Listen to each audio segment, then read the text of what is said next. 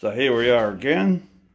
I wasn't actually going to do another video till I had the stringers cut and sitting in there, but I watched a few YouTube videos on how to mark stringers and that, and well, it's a fair bit of work actually.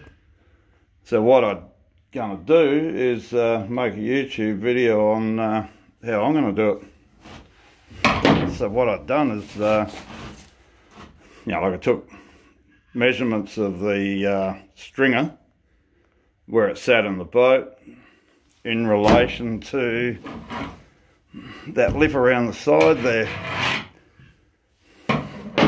So what I actually did is cut some timbers to fit where the stringer is going to sit at the height that the stringer would have been at that point, and use the combination set and a piece of RHS across the top between that lip on the side to the other side, and marked on the timber the angle that it's going to sit.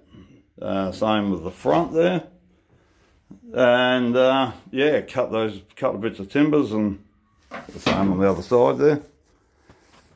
And just got some liquid nails and just put on there to hold them down so they don't wobble around and carry on at the right spot. This is not actually the stringer, but just something I've been mucking around with to see if the idea is going to work or not. But so then what I'm going to do is sit the stringer on it, because the difference in the height that's been cut will be where the top of the stringer wants to sit anyway. So then what I did is got a piece of copper tube, like so, cut a piece out of it and put a bend in it, got a bit of threaded rod, a couple of nuts on it, just rounded the bottom off so you can actually, just try and do that with one hand, sit the pen on there, sit that in there at the right height, and yeah, just go along. That'll follow the floor, and you can mark the bottom of the stringer.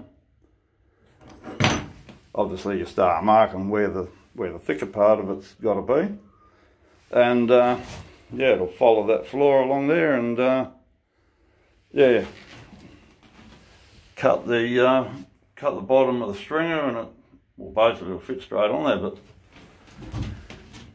because the floor is on a slight angle there as well, if you leave all that set, when you mark one side to the other, you can put it around the other side, mark that, and because this will be the long side, just cut that off with a jigsaw or whatever, then get the belt sander onto the other side of it, sand it back to the line there, and then just sand it like the middle between the two lines until it's flat.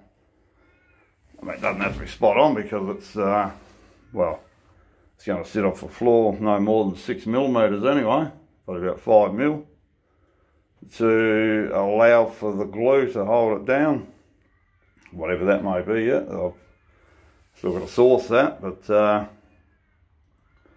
you might notice that's stringer actually, the original one comes along and then comes up about 20mm, changes height slightly, I think because of such a curve on the boat that made a little bit higher there to get a little bit more meat at the back of it. But yeah, that's a bit eaten out of the back there too, along the bottom of the transom, but that's right, I'll fiberglass that, fill it in.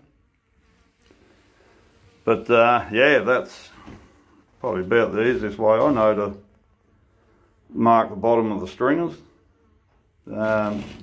Up the front there, it's going to be a little bit different because it comes on a bit dark up there, but you see the stringer will overlap onto the side of the boat and everything, and be a bit of a fancy work around that to get it to fit in. But basically, yeah, that's about the best way I know how to do it.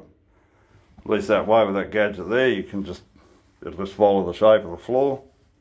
I've seen people use ice cream sticks and all sorts of stuff to get the shape and everything, but anyway, that's how I'm going to do it. So next time I think I'll put another video on, I'd say they'll be definitely sitting down in there anyway, so I'll let you know how it goes. But at this stage here, I'm pretty confident that's going to come out as good as gold.